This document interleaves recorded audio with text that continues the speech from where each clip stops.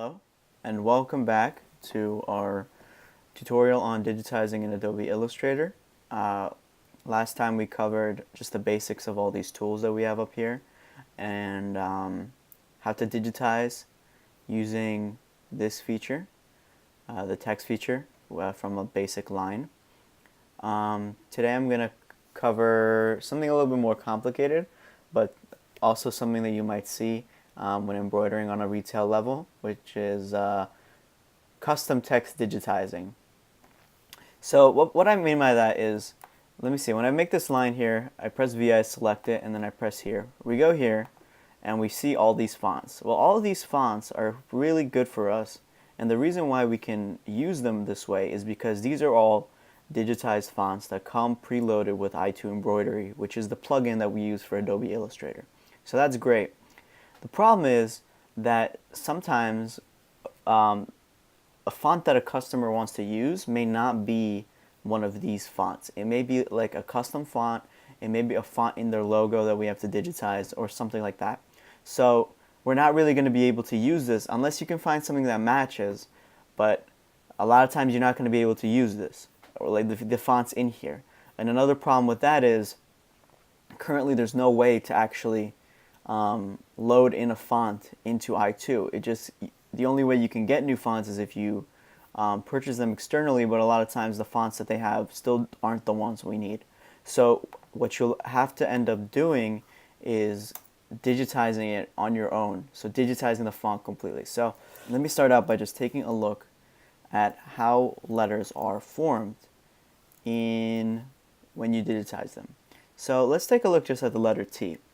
So if you look closely, let me zoom in. If you look closely at the letter T, what do you notice about it? Okay, the stitch path, take a look at the stitch path.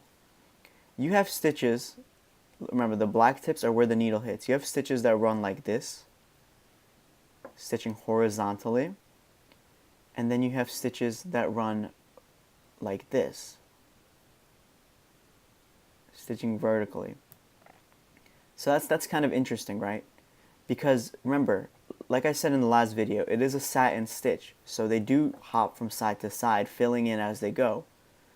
And so basically, when you look at this individual letter, you will see that there is two linear sort of paths, like two different paths in this letter.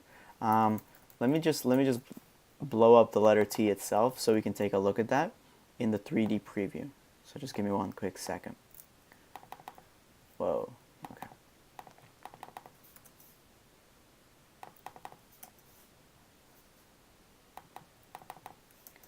Okay, that's fine. So let's zoom in here. And again, remember, you see these two different runs. Let's go into the 3D and zoom in. And you'll see here, if we zoom in very closely, and this is what it will look like if you do stitch it.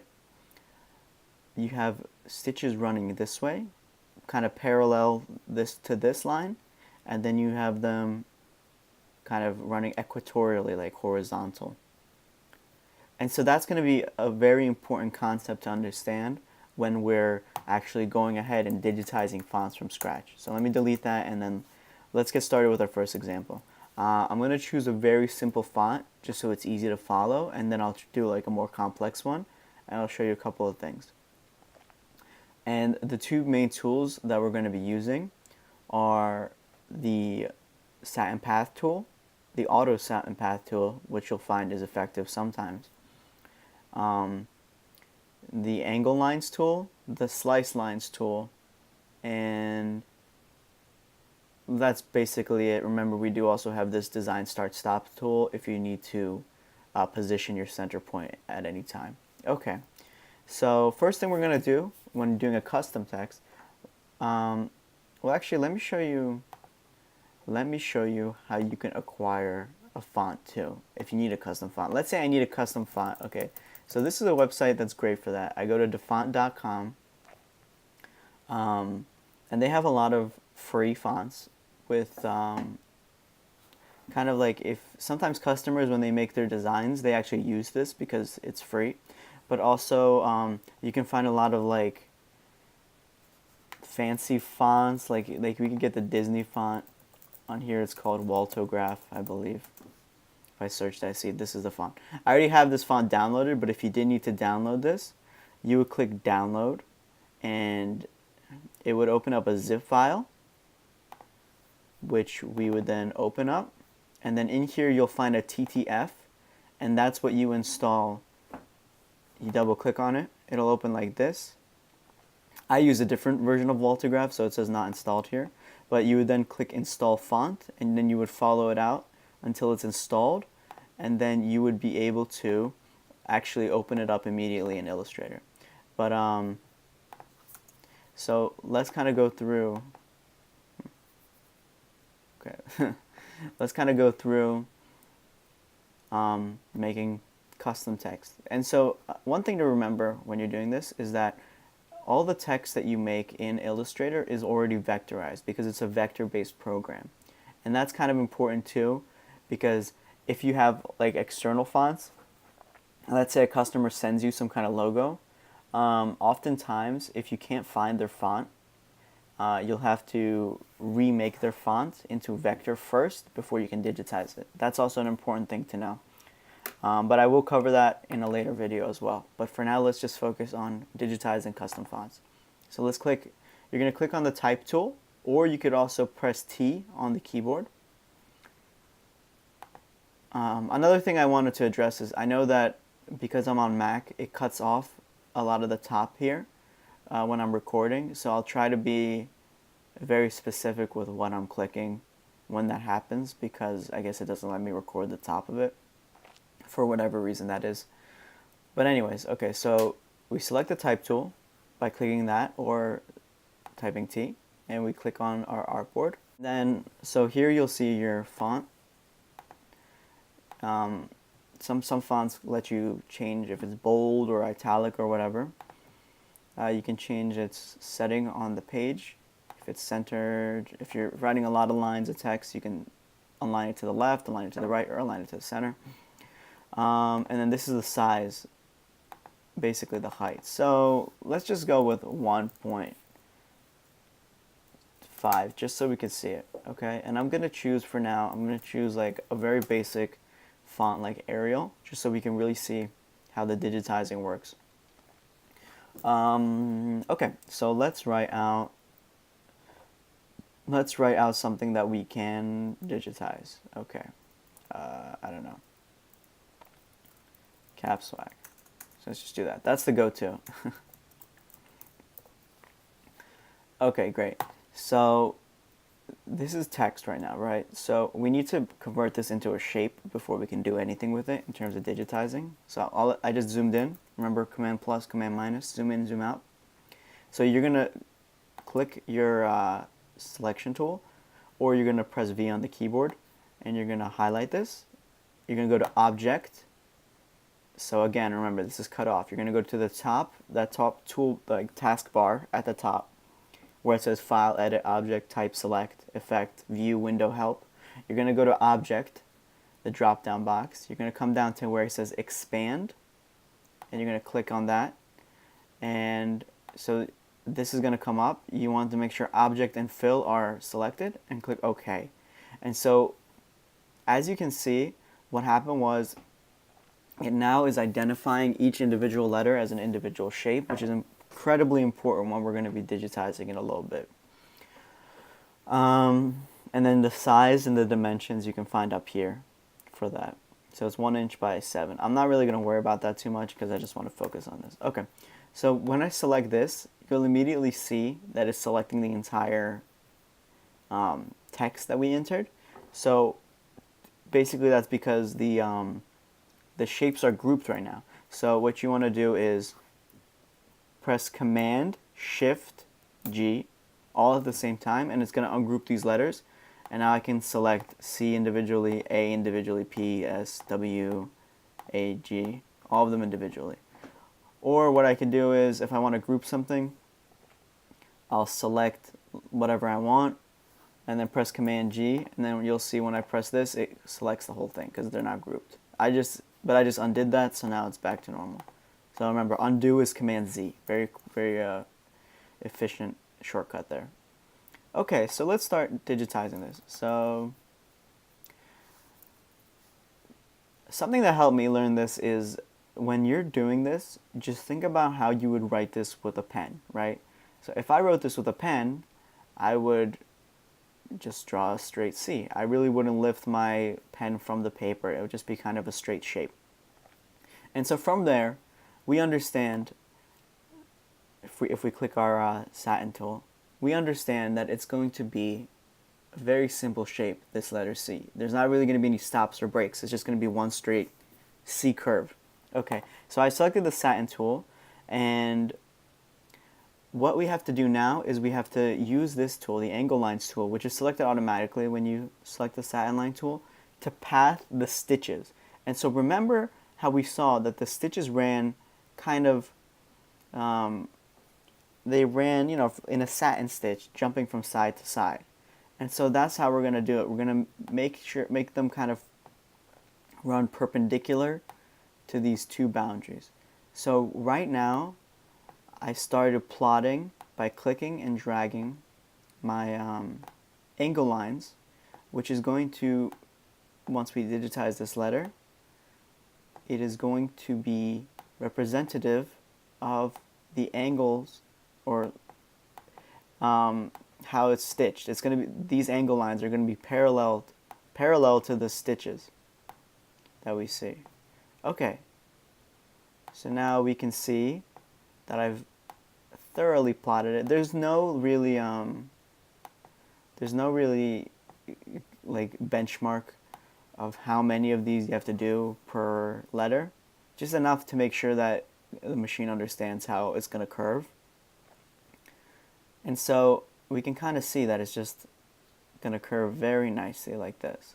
So now let's click apply, and then we're going to better see this. So there we go. I clicked apply, and remember, like how I showed you the T, that's how the stitches are running. And you can see that they're running parallel to my angle lines that I plotted. This isn't done yet. I'm going to go to Properties. Remember Underlay? I'm going to add a parallel underlay. And you'll see it was just added here. The little zigzaggy line within. And I love parallel underlay, like I said in the last video, because it's really good for getting you a nice clean finish. I'm not really going to worry about anything else in here for now. And so let's take a look at a 3D preview. If I zoom in all the way, you'll see how it's going to stitch. Just like we said, just like the T, except there's no stops now. And yeah. There's a little bit of a not clean finish on the edge here. So what I'm going to do is I'm going to come in with my angle line tool, and I'm just going to add one more like this and see if that fixes it. Yeah, there we go. So now it's going to be a little bit more filled in. So you are proofing this and making sure that everything kind of flows better. Cool, so we're done our C. Now we're going to zoom out. We're going to press V, and then you'll see that these lines go away because now we're going to select this, which is not digitized yet. And so kind of same deal. The letter A is a little bit more tricky, but we're gonna work with it. We're gonna roll with it. And let's see. So let's start with satin. We're gonna notice it's tricky. Why? Because you can't do it without breaking your pen from the page. If you were writing this, right, you would probably write this kind of upside down V, and then you would cross it, right? If you're writing this letter, well, we're going to see that we need to put in stops or everything's going to get messed up. So again, I'm going to plot these running perpendicular to these kind of boundary lines. Let's see.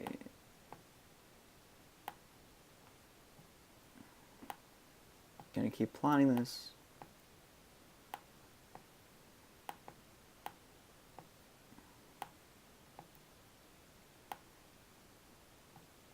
And we need to put some lines here.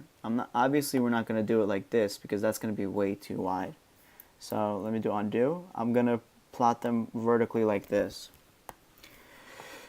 Because remember, we did say that if you were going to do this on paper, you would cross it. And by the way, if you get something like this where it's not perfect, you can just click and drag and adjust it along the line. Okay, so now we plotted it, right? So let's click apply and see what happens. Uh-oh. Uh-oh, that's not what we want. Why is that happening? Well, I did that to illustrate a point. We did not input any stops. So the machine doesn't know that this is a different direction than this. It sees it as one big blob and it's just going to stitch it however it wants. So this slice line tool is effective in doing that, where we're going to put cuts where the stitching is different.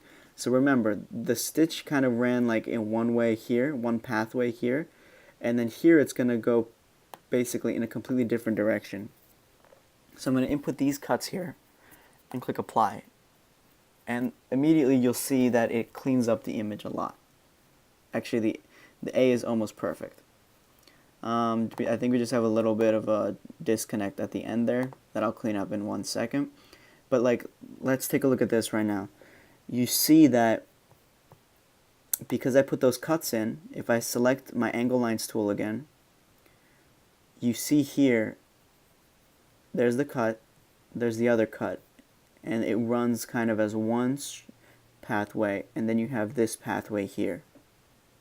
And it's really great. I'm just going to add these lines down here just to make sure we get it nice and full. And then I'm also going to add an underlay. Parallel, apply, and we should be done with the letter A. Beautiful. See how clean that is? Now you may be thinking, hey look, there's a connection.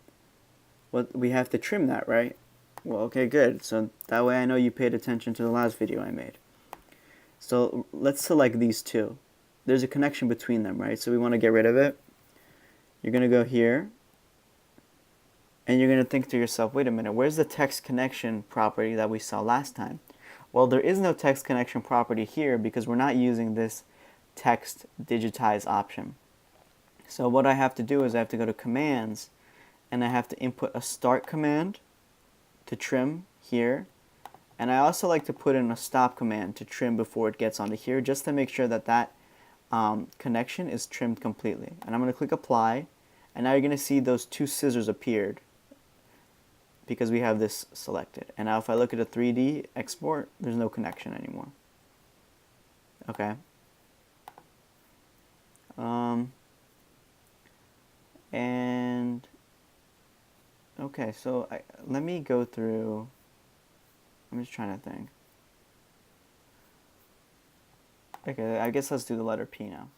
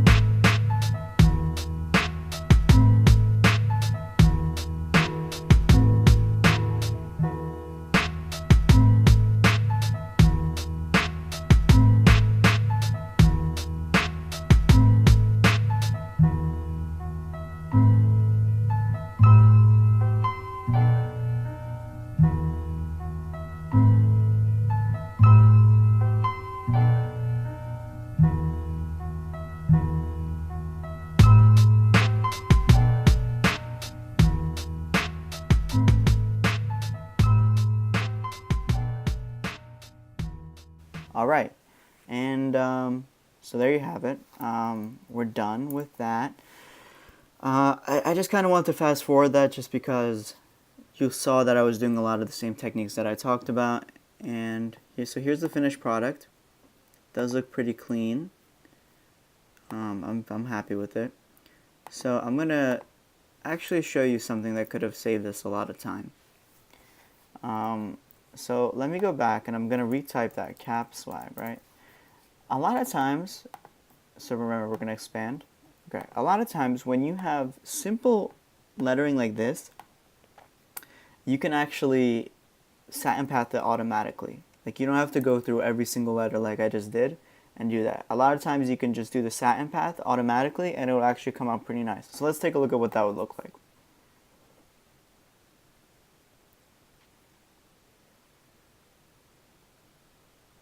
And be sure to always check it in 3D. So as you can see, it's almost perfect. There's actually almost no difference. So it's kind of funny, right? We just spent all that time. So why did I show you all of that if you could just do it so quickly like I just did? Well, the truth is that you need to know how to use the tool manually first before you can do it automatically, because remember we have that little problem with the A. If you need to fix it, you can just select the letter, go to the angle line tool, and just fix the pathing there. And so that way, we had a problem with this one as well. So that way, whenever you come across any problems from automatic, which I do recommend doing at a retail level most of the time, but I don't recommend doing it if it's just not working out, because sometimes it's just not going to work. Like automatic is great for simple things, but it's not going to work with everything. And remember, just add that underlay. Parallel.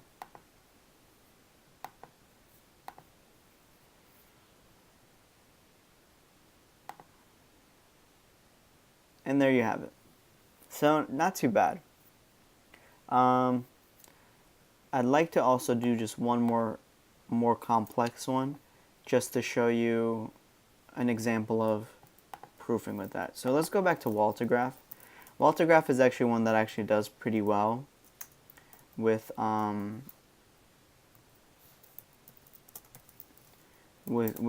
automatic what am I trying to say? Automatic satin pathing. But there is one problem, and usually that occurs with the I here. So I'm going to select the whole thing. Okay, Shift Command G, ungroup it. I'm going to select this, do the auto satin path. Looks alright. Actually, it looks like it came out fine. Yeah, no problems with this one.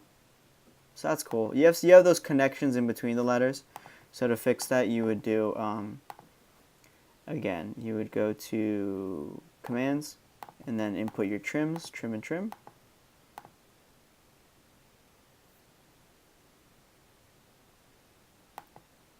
Take a look at it.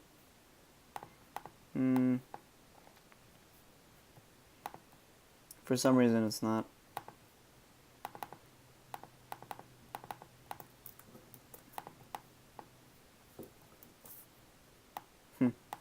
Okay, I guess you can ungroup them. Okay, so I guess sometimes that does happen, and in that case, I guess all you would have to do is you'd have to make those trims afterwards.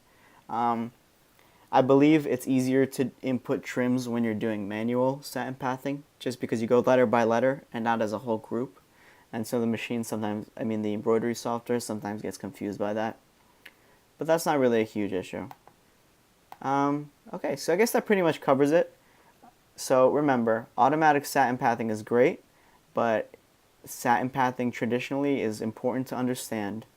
The tools we covered were the angle line tool, the slice tool, and the auto satin path and the normal satin path. So again, thank you for watching, and I hope that helped.